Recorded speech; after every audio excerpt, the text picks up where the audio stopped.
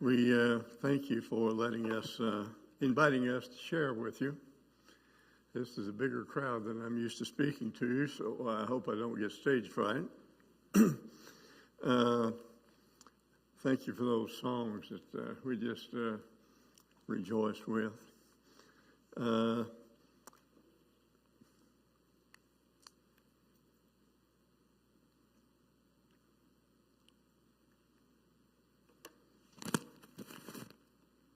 I'll see if I can operate this thing.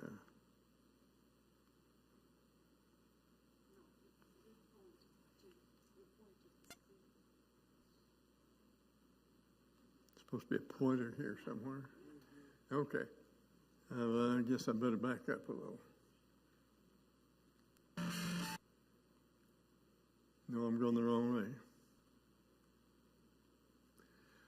Ukraine still matters. So that's one thing that we want to get across. People talk about Black Lives Matter. Well, every life matters. God created all of us, and there's nobody any particularly. You did not control your birth. I didn't control my birth. I was the son of a sharecropper, second child of 5, and we were poor, didn't know it, and we saw people that were poor. And we felt sorry for them, but we were in the bottom 5% of the society. We farmed with horses and mules and so forth, but both sides of my family were believers, and they honored God and went to church whenever they were close enough that they could get there within 30 or 45 minutes or an hour with horses. And if they didn't go. So church was never a strange place to me because it went often enough as I grew up that it was not a strange place. And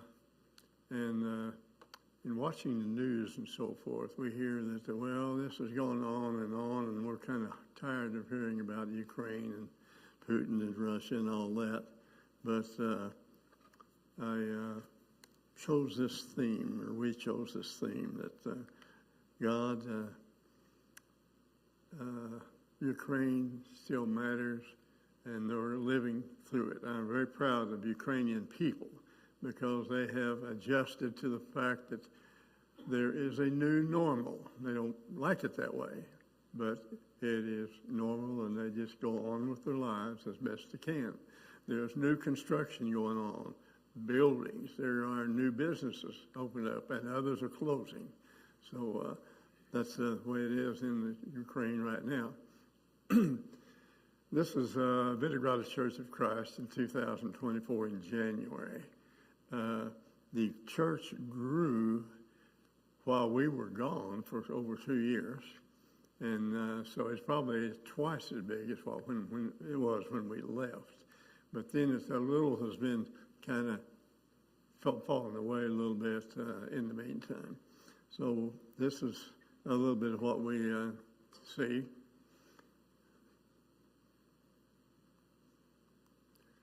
Everyone, including children, try to support those who defend the freedom of Ukraine on the front line. In Vinogradar Church of Christ, after the opening announcements and greeting of the people that are there, our minister has a stand for a minute of silence to honor those who have died in the war to protect our freedom. And I appreciate that. I'm glad they do it that way. And so everyone, including children, try to support those who defend us on the front line. And these are some handicapped people, and there are some soldiers. And this is our granddaughter. They're standing by the lady. And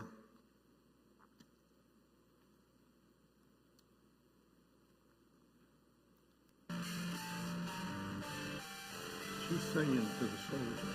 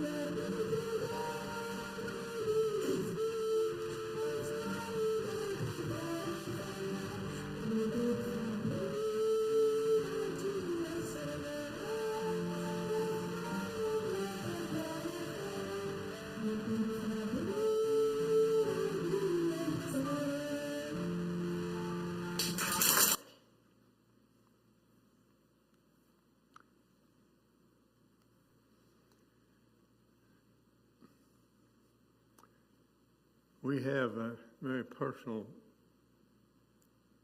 member of our congregation, a single young man that is a little different, and he tries to serve, and he was drafted into the military, and he's not very physically able, and boot camp was horrible for him.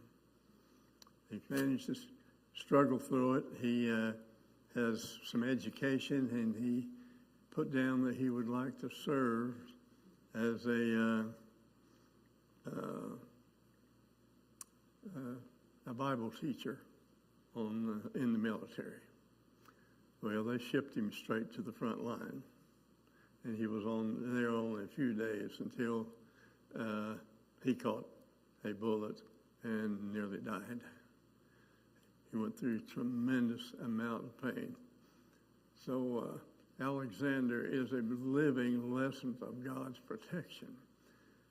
Every chance he got, he would get back to Vinogradar to go to church. He didn't stay home and just watch on internet or say, I'm hurting so bad I can't go. He just went. And in the center, in the first picture, you see the cast on his left arm. It's just hanging down like this. And it's very painful. But he takes a lot of pain medication.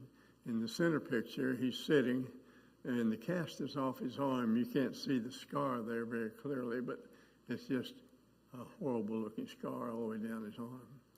Now he is having to wait and see if they can take some shrapnel out of his hand. So he's about 100 kilometers away, but on the weekend, he got back to Vinogradar Church to go to church. He is really a good example in that aspect. But he's a casualty of the war.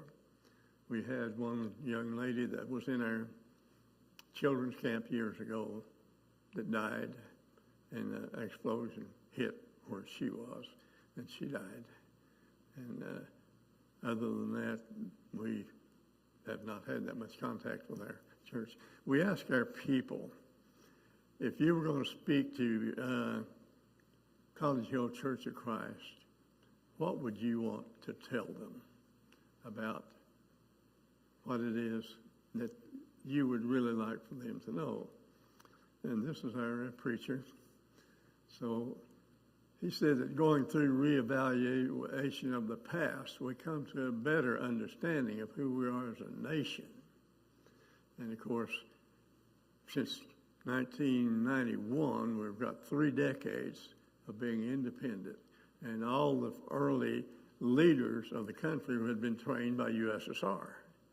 And so we've had to go work our own way away toward being Ukrainians and getting away from that kind of leadership. So Ukrainian church is to point out the importance of holding on to the truth of God's word, the unchangeable source of meaning of life. So that's what one person said. Kostya works with the young people, and he's there in the picture with his parents. He baptized his parents after he was converted and began to work with the young people. There are new church plants in Europe, and those came about, some of them because of Vinogradar Church, and not only Vinogradar Church, but other churches in Ukraine that established churches in Europe, and where they carry the work there. So new church plants is Eblag, Poland, Warsaw, Poland, The Hague, Netherlands. There's also a growing Ukrainian church at the Golgotha Church in Athens, Greece. In Ukraine, new churches have been planted in Dnipro, Chernihiv, and Mykolaiv in the last 2 years. So the work and outreach and trying to spread the word of God goes on. This is our building custodian. So I don't know when or how this war will end, but I'm so encouraged, so proud to see God working through our brothers and sisters. Truly, this is faith under fire. The war is not getting any easier. The challenge continues to grow, where many people have become refugees. 90% of our energy generation is destroyed. And this winter will especially be tough for many Ukrainians. The infrastructure has suffered greatly, and power outages will be a normal condition this winter. We went through a lot of that. They put it online so people can look and see in their area. Power outages are going to be in our part of the city for 3 hours, like from 8 till 11. Then you'll have electricity for maybe 3, 4, 5 hours, and then it'll go off again. So they plan their activities where they need to have electricity. So it's going to be worse than that in the winter this time. This is Alexander Petrenko, and he served. College Hill supported him for several years until it just could not keep the church going. So he came and joined us, and he's worked with us ever since. And we're very, very glad of the work he's doing. He's basically the backup preacher to Sergei. And then there's Kostya and me and 2 or 3 other brothers that also help in the preaching. This is our son, Andre. He said there are a lot of areas of social needs that government is financially not able to cover. There's so many refugees that come out of the east and other areas where they've lost mostly everything, or they only got out with what they could carry on their backs. So churches have stepped up, and Vinogradar Church is one of them, to help the needy. And we had to make a limit on how many would help each week. We were donated a church facility that everybody left except the one guy who was still there and keeping the building taken care of. And they donated that facility to us. And so Alexander Petrenko has moved into that building, and we use that building to gather the stuff that we put in the bags that we give to the refugees each Sunday after the preaching service. Singing is a big part of our ministry. And this is our daughter-in-law, Marina. We hear that people in other countries are tired of hearing about this war, and that's true. You see it in the news. We are also tired. We're tired of the sirens and missile alerts, of electricity and internet outages, of climbing to the 18th floor stairs or down when there's no electricity, of living without regular water supplies. We have no other alternative but to move on, even we're tired out and uncertain about the future. And that's a general attitude. So humanitarian aid distribution after Sunday worship, and you can see that Alexander Petrenko is helping with that. And he's seated in the player, making sure that these people that are in line there are the ones that we have on our list.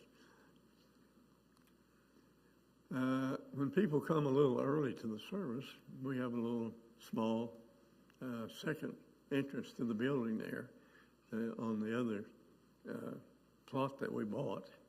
And Marina and Lydia and Alexander are there with some of the refugees.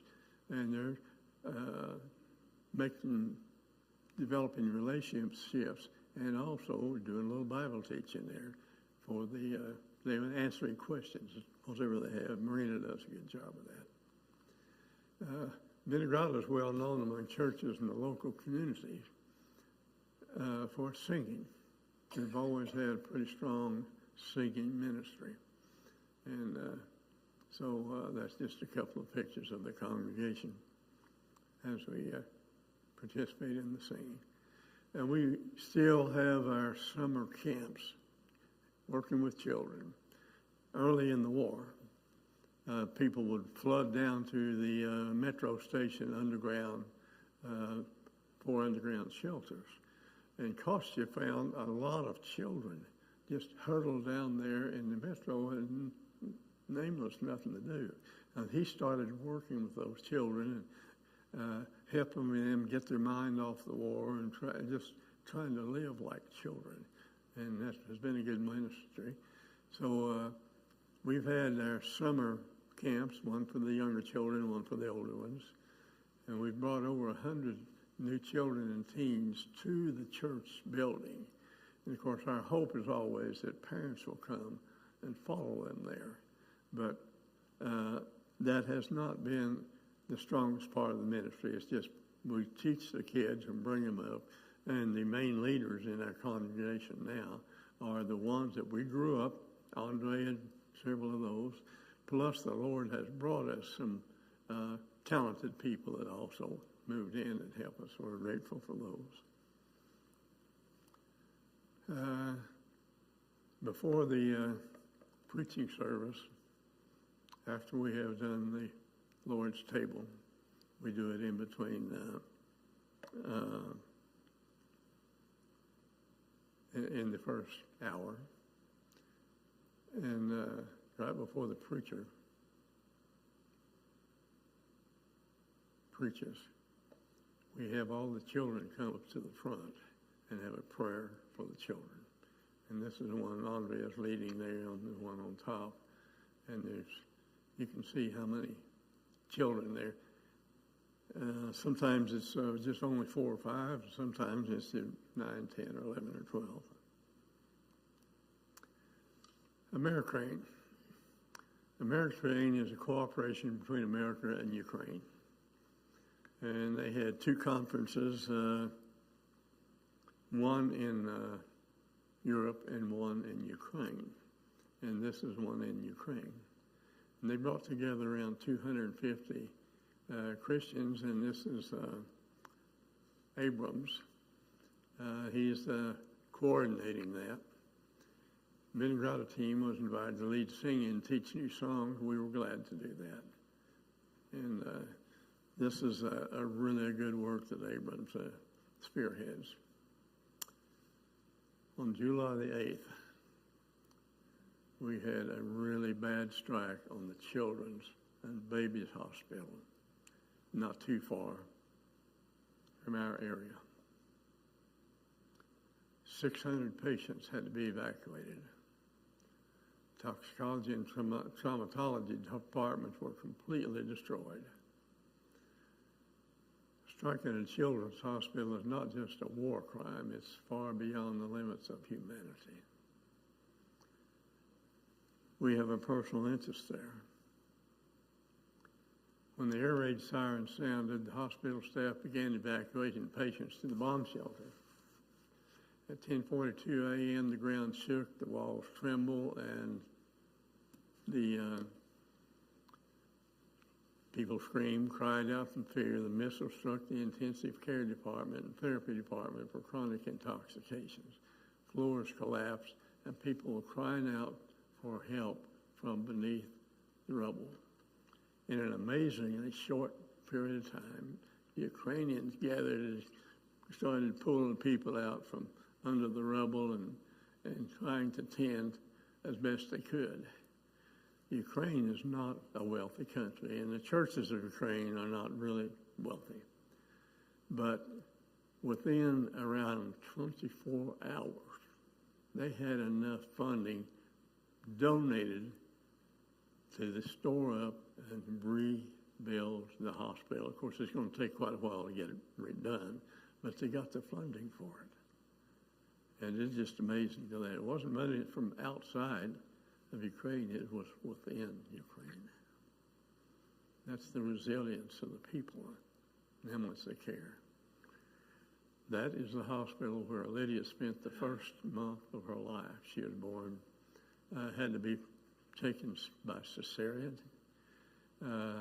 She could not live without medical assistance, incubation.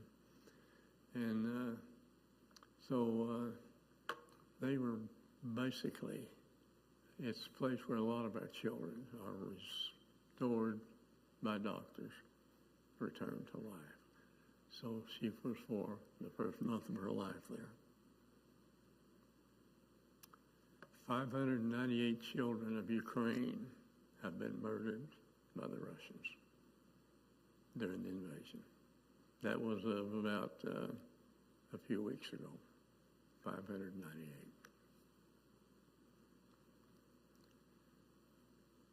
There's going to be a memorial service on November 29th in Washington, D.C. to honor the children of Ukraine murdered by the Russians. The participants will place a teddy bear on that hillside for each Ukrainian child whose life was tragically ended way too soon.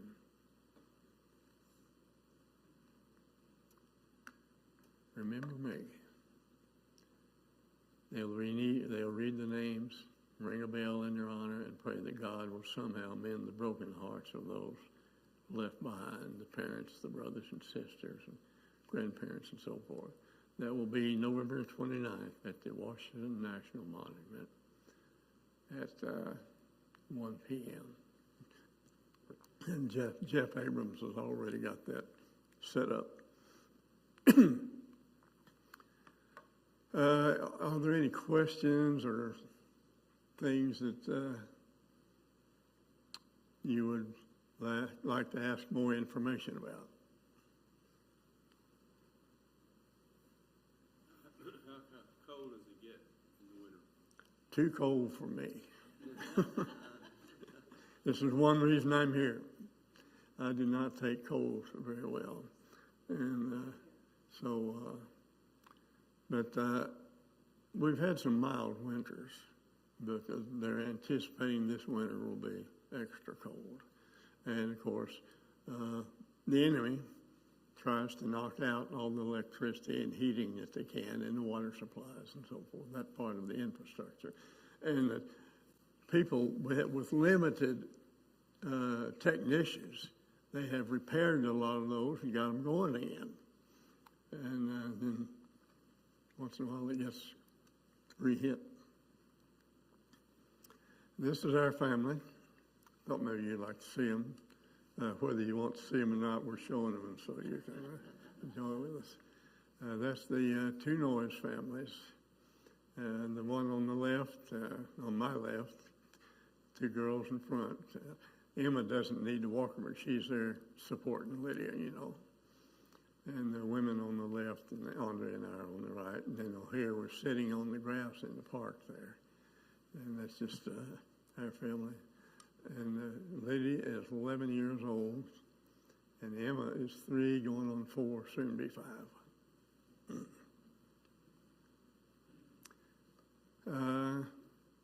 We always can use your donations. Anybody that would love to have participated in the sport in Ukraine, this is the address where you can utilize and send that. We still have money that we are funneling to the Ukraine as it is needed. By the way, Andre they had a re-election recently of the leadership of the church, and Andre is one of the 3 leaders there, and he is the new treasurer taking care of the money. And that's about all I have, and still got 3 or 4 minutes. How's your granddaughter doing that had the surgery? What? How's your granddaughter doing that had the surgery? That was her there. The bigger one. That child has had, I don't know how many surgeries in her lifetime, about 2 or 3 a year, I think. And some of the latter ones, she's had to be encased in from the waist down or at least one leg from the waist down, and laying for like a month or 6 weeks, flat on her back. And she has survived. And they're going to take another look at just exactly where she is in a few weeks, and hope that they don't have to do anything. Yes, sir. That congregation that pictures it, is that in Kiev? Yes, it's in Kiev. That's our congregation. The Lord has always taken me toward the northwest. When I left Oklahoma, I went to western Oklahoma to teach. And if we were on vacation, we would go to northern New Mexico or Colorado, always toward the northwest. So when I got to Kiev, I went to the northwest.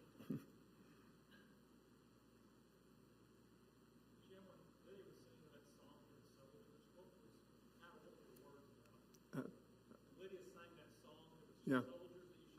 Oh, they cried. They cried. What is it about? What is this song about? It's a Ukrainian folk song that she sang for soldiers. And it just says that in a beautiful cherry garden, there is a nightingale, and this little girl is talking to a nightingale. And the nightingale is telling her, look how beautiful everything is because of spring. Spring is coming. Mm-hmm. And the soldiers took little patches off of their uniform and gave them to Lydia, and also another little girl there was in a wheelchair in that early picture, about the fourth frame. How many other congregations are there in Ukraine, and how large are they? Churches of Christ, back in 2001, they had 8 churches, and in 2002 we started Vinogradar. It was a 9th Church of Christ.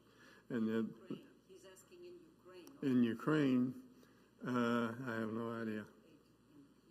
But there are a lot of small congregations. Not hardly any church has elders. They just get along with what they have. Yeah.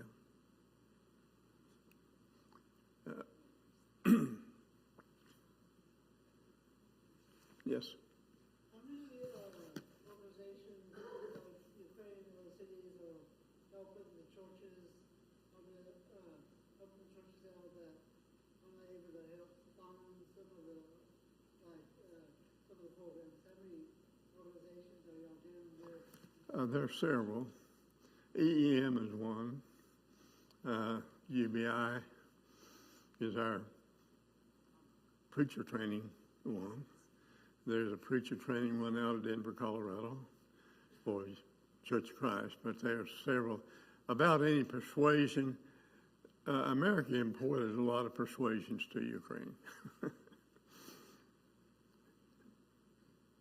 Jim, you mentioned that Ukraine is responsible for setting up new congregations in several different locations. Yes, sir. There. Yes. Was that your ministers went and did No, that? no. That was just people that fled from Ukraine. And since they were there, at least they didn't hear bombing and bombs and sirens and so forth. And they got busy, and if they didn't find a place to worship, they just started one of their own. Unfortunately, it's for Ukrainians. And of course, they're trying to reach out to the local language, Germany or Polish or Romanian or whatever, but at least they're doing something. Thank you.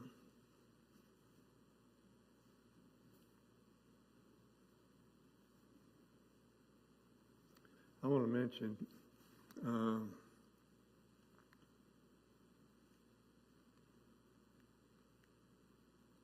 oops.